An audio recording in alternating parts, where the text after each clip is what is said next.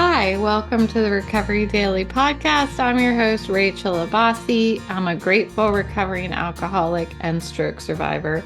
This is take 3. I'm just going to tell you that my words are not working. So we're going to see how it goes. I'm not going to hit pause or stop again. So if I start tripping over my words, we're just going to keep going. Okay. So today I want to talk about how recovery transforms the way that we love, ourselves and the way that we love others. In recovery, we often find that the quality of our love and the nature of our relationships undergo a significant shift. They can go from this ugly unpredictability of active alcoholism to a richer, stable way of loving in sobriety and increasing self-awareness, recovery.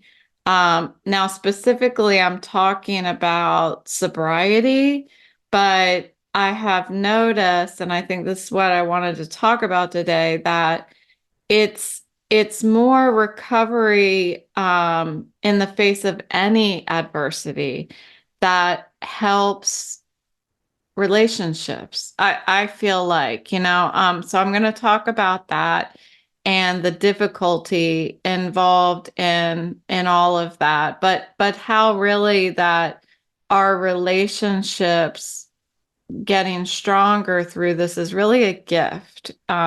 And we need to find the gifts in recovery. We really do. So, recovery is more than not drinking. It's more than doing vestibular exercises every day. It's more than finding our purpose in our own lives. And actually, I had a couple friends stop by for lunch today from some coworkers of mine at my last job. And one of them expressed to me how much she appreciated the podcast because it talks about all of the stuff in recovery that you don't really think about, how much work it actually takes to go through something that is life altering like I did, and how much there's work to do on the inside and the outside, physical, mental, spiritual, all of that stuff. So I really appreciated that she said that, because that's really why I do the podcast, because I want to share what it has been like for me, because I want other people who are dealing with the same stuff to be able to identify in, to be able to relate to.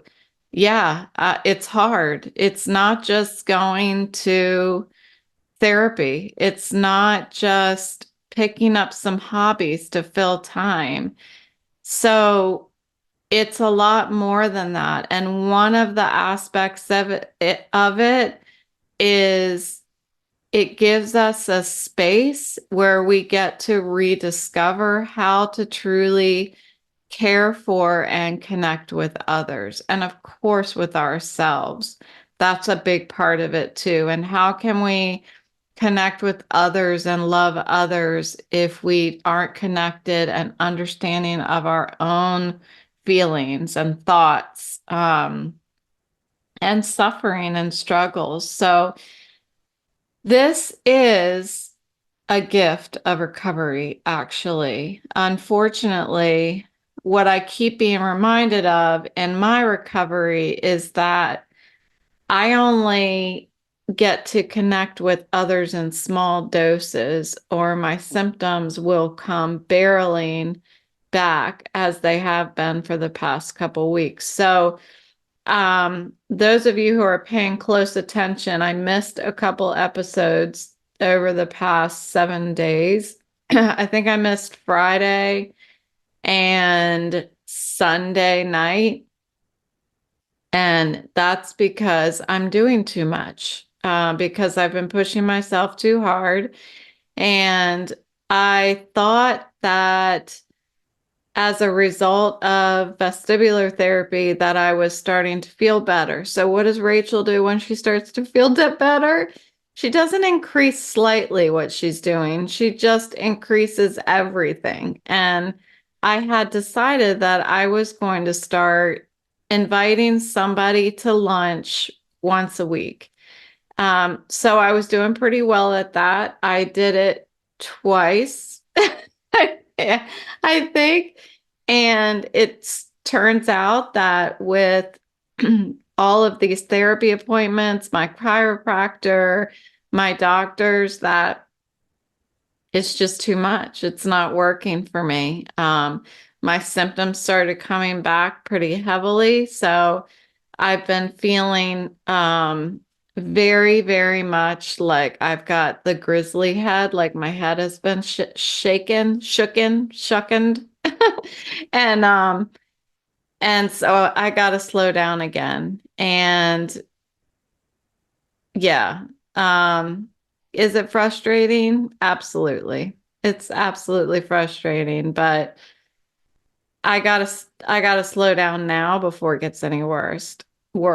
So that's what's been going on. So my relationships, I feel like I want to nurture my relationships, but I have to be really careful about it. And the best thing that I have found that I can do right now is pick up the phone and call somebody, at least one person a day. That has been a really good part of, I don't know who gave me that. My psychiatrist. We were talking about how I need to start picking up the phone more often and not wait for somebody to call me. And that's been a really good activity for me to pick up the phone once a day. I haven't been perfect about it, but I've done pretty good.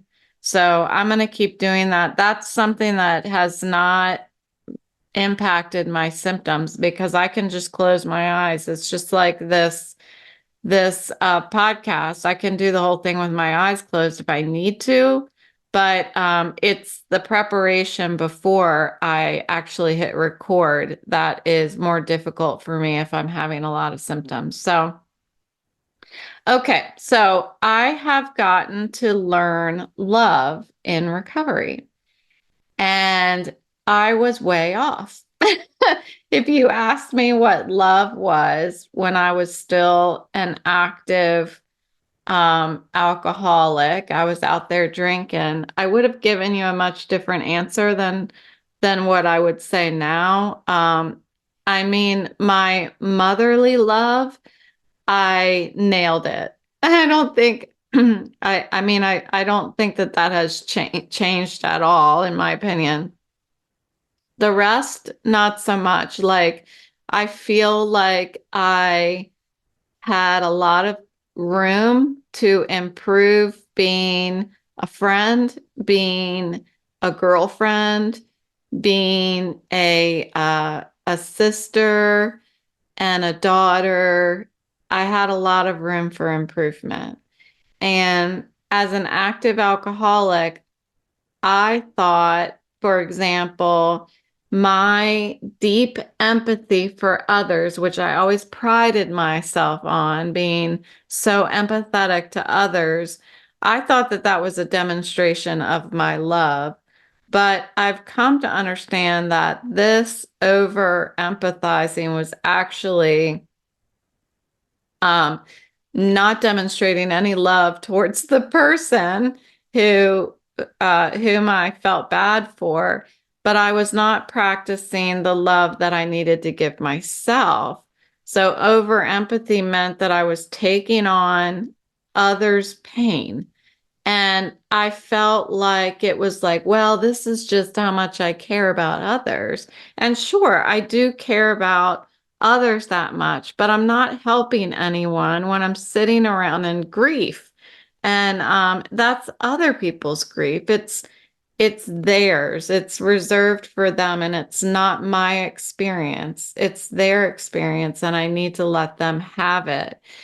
It felt like when I was being over empathetic that I was connected to that person.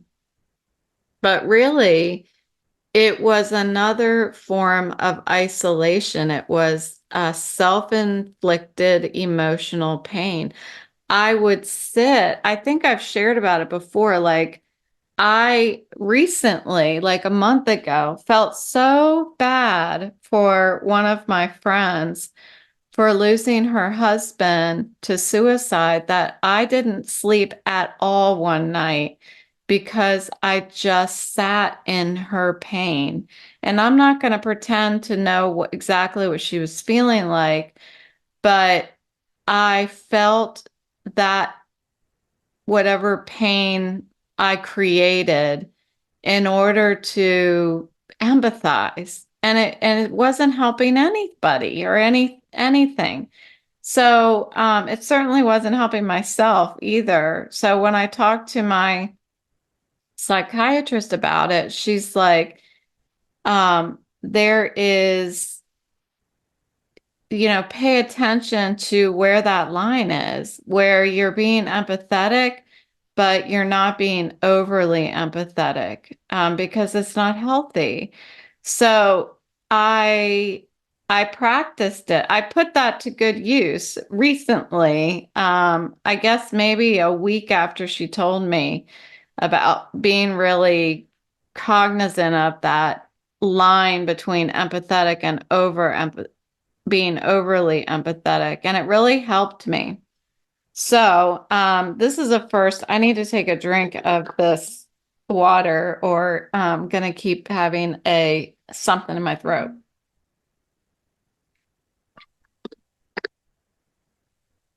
Okay.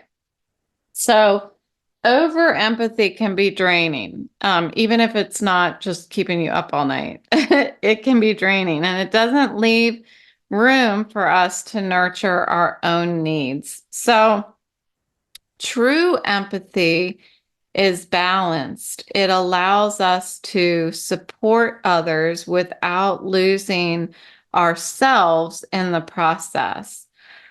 In recovery, I have learned this balance. I'm always learning, so I hate to use past tense. I'm always learning to balance empathy with self-care. So, how do I do that? The way that I see it is hearing people share in my sobriety meetings and hearing people share in support group meetings. We learn how to care for one another and seek answers as a unit in recovery. All the people in this group are in my the way it makes me feel is that we're all in lockstep and we're all moving forward in recovery together.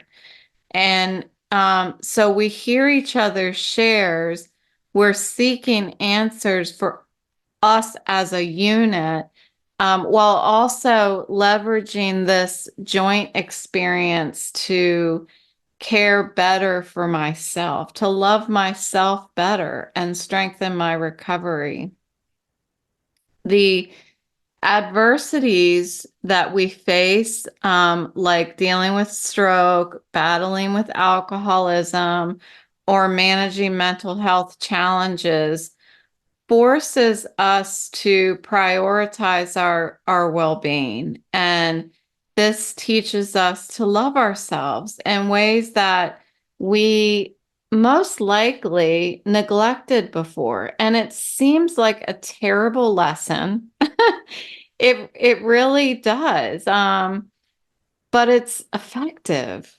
It really is effective. And it's kind of unfortunate, you know, that that many people have to be jolted into this kind of self-care and love for yourself. Um, I was in a vestibular support group this afternoon, and a woman was saying how for many years, she worked in this stressful job, right? And after many years being out of that job because of her vestibular disorder, she now celebrates this happier side of her that gets to not work and gets to do things that she loves, and she gets to prioritize herself. Um, she said that she's shared this before, that there's so many people around her that say, like, this is a different side of you I've never seen. Like, she smiles more. And there are quite a few that I've run across in different either books that I've listened to or stroke support groups where people are saying that they have this new level of calm and peace and smiling, that they didn't have before they had their stroke. Um, so this woman, she did not dismiss that she had a big battle with her vestibular disorder. I'm not quite sure what her exact story is, but I think it's something like she suddenly lost her hearing and her balance and everything. So she had to relearn how to walk, and everybody's different with this vestibular stuff. There's lots of different disorders, and mine, it seems like, is triple PD. That's what I have self-diagnosed myself until July when I actually get the formal test done.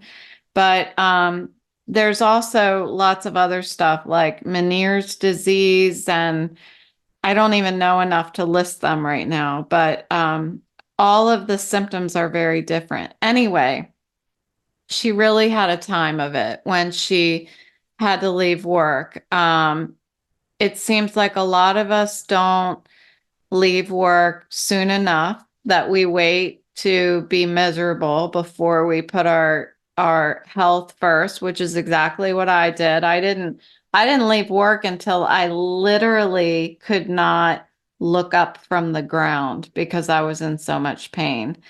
So anyway, this this experience that she had where she had to leave work and she built herself back up, and now she's at this point where she has found a space that works for her, a place in recovery where she can enjoy things.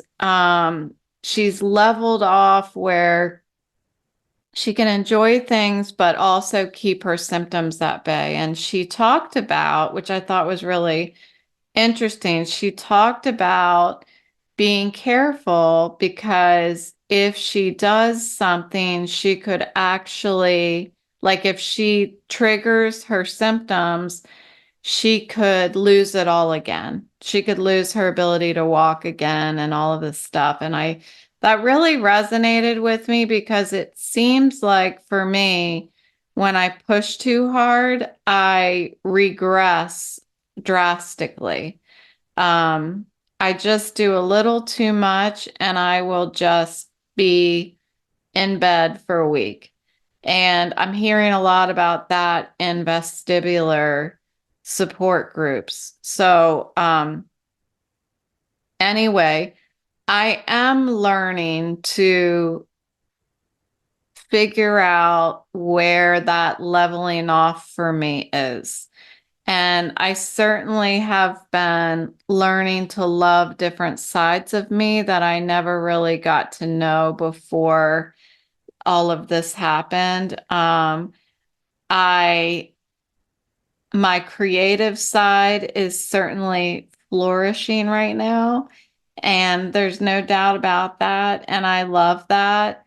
So I, I continue to figure out how far is too far.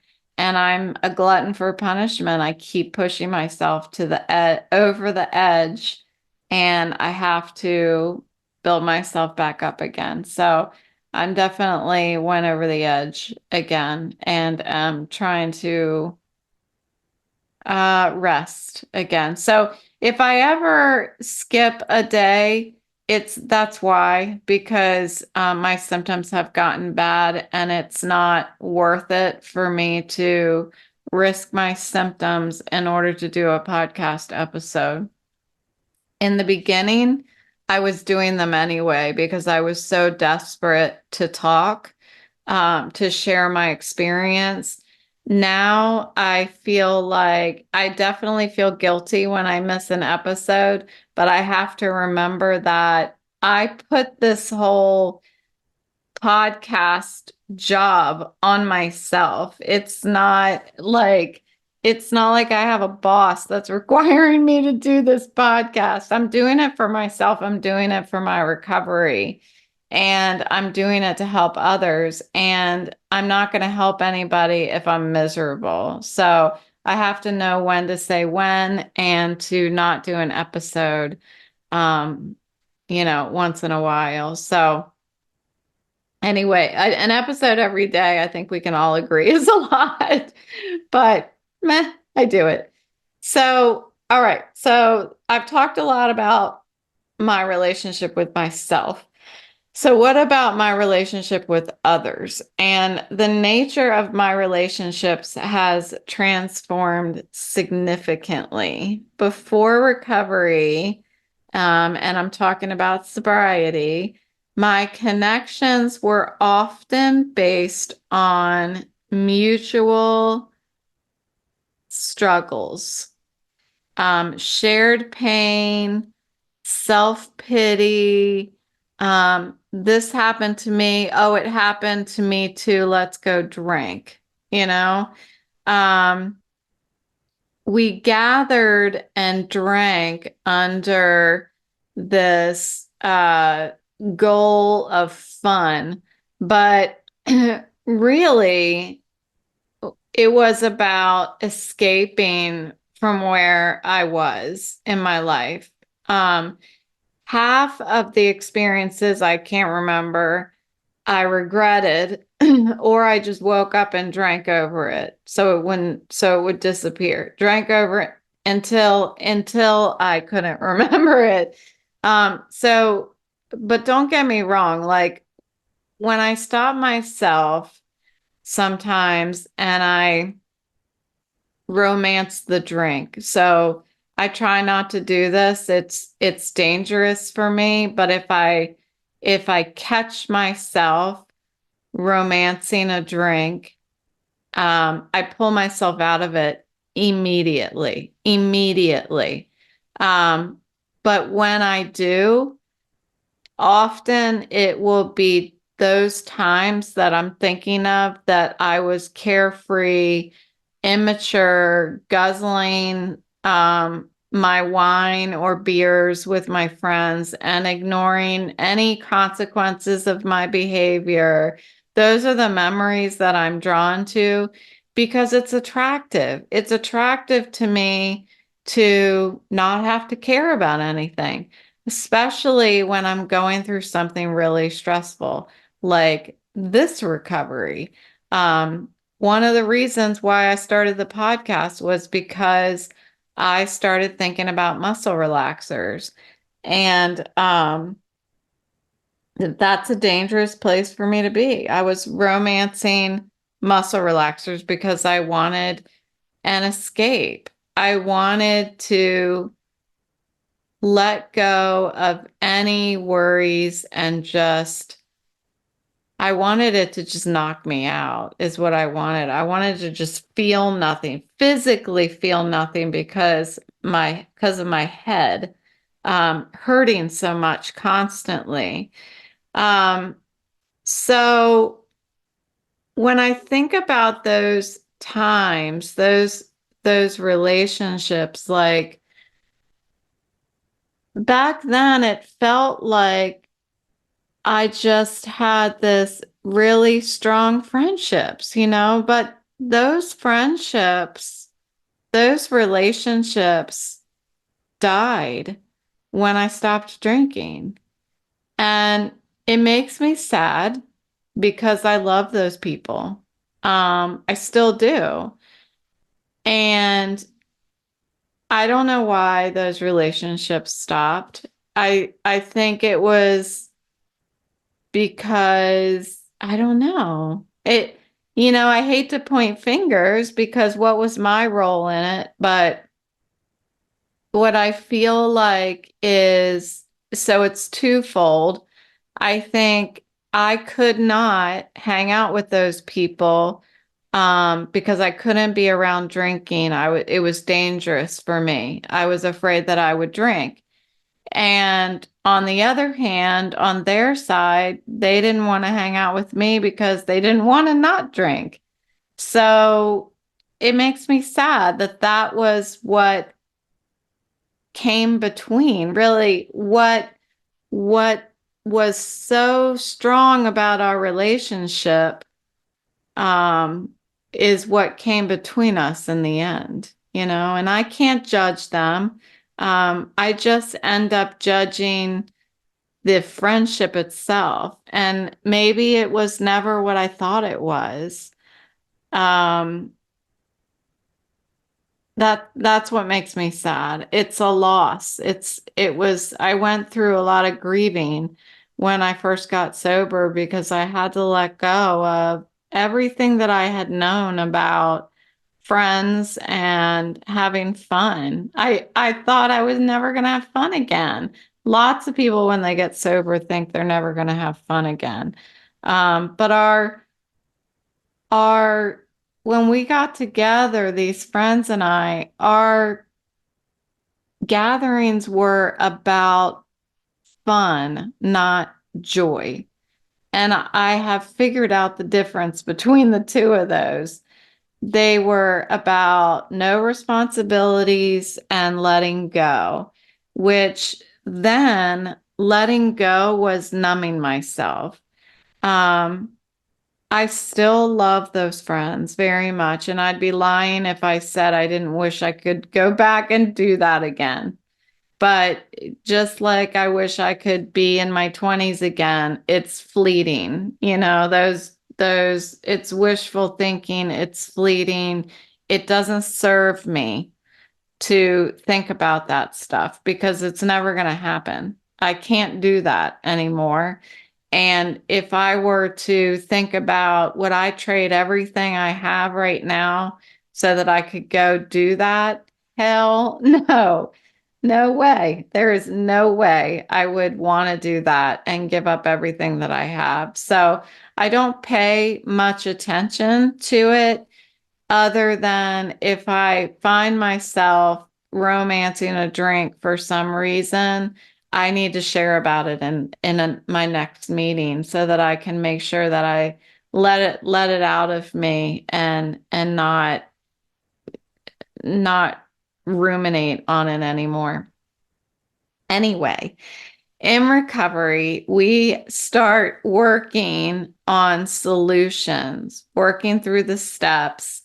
And instead of feeding problems and marinating in self-pity, we are learning how to evolve, shape, fix our relationships. And these relationships that are born in recovery, they become rooted in mutual support and understanding. We seek people who are also striving to improve themselves, people who support our growth rather than pulling us back into old habits. It's pretty awesome to be surrounded by people that just want to be better human beings. I'm telling you, if you can surround yourself with people like that, you will just naturally be a happier person. Um, so loving others, loving ourselves through adversity can be one of the most powerful things that can happen for our relationships. Adversity isn't something we would ever wish for, of course, but it does come with lessons and even gifts when the smoke clears enough for us to like faintly see them. Facing challenges like a stroke or dealing with mental health issues forces us to confront our vulnerabilities, and it strips down so many pretenses and pushes us to find strength we might not have thought we had. Adversity brings clarity. It burns away a lot of that superficial stuff, that area that we spend most of our days in, at work. I was reminded of it today when my friends came to visit. I was thinking about where my headspace was when I was working, and it's just I'm in a totally different space. I am not focused outward. Well, that's not true. It's just different. Like I'm focused on things that I care about and that align with my values. That's what I'm focused on now. And it this recovery, this sobriety, the stroke, the vestibular disorder, the mental health issues that I've dealt with for so long, even this eating issue that rears its ugly head at times, all of it really leaves me with what really matters. It leaves me sitting in a space where I can't really see anything but what really matters in my life, in my kids' lives, and in the lives of the people around me. Health, values, core relationships. And that is where real love is for me, for love for myself and love for those people in those core relationships. And it begins to flourish because when I can see it and that's all I have to pay attention to, it's it's flourishing. When when I start loving myself in the truest sense by taking care of my health, respecting my limits and recovery, valuing my own peace of mind, valuing times when I'm not in pain. Not just peace of mind, but peace in my body. I set a new standard for myself. And in doing that, I set a standard for my interactions with others, believe it or not. So somebody in my vestibular support group said today that she lives a simple life and has less friends than she used to. And I thought, I'm not going to do that. I thought I'm not going to live a simple life with less friends. Not that there's anything wrong with that, but I aim to still have a complexity to my life that I'm not going to give up. What I'm trying to do is figure out how to do it. I aim to live a carefully managed life, and I actually want to have more friends. I don't have this barrier around me, these four walls of a building that I work for, that I spend 10 hours a day focused on. I have the ability now to reach so many more people because I don't have anything holding me back now, other than my eyes, which, is significant. But I have the ability to work at growing my relationships. So recovery teaches us to love better because it teaches us to be honest, open, and willing. That's how you open the pickle jar, if you remember. And it teaches us how to care deeply and to live authentically. We learn to love from a place of strength and understanding rather than fun and meeting others' expectations. Fun just comes. Fun happens on its own. I don't have to construct fun anymore. I need to work on the strength and the understanding and that and caring deeply and living authentically. The fun just is a product of that. And in recovery, I learn how to love through giving and listening, through pausing and responding rather than reacting. And we connect through mutual experience, strength, and hope. So thank you for listening today to the Recovery Daily podcast. It's been my pleasure, and I will talk to you tomorrow.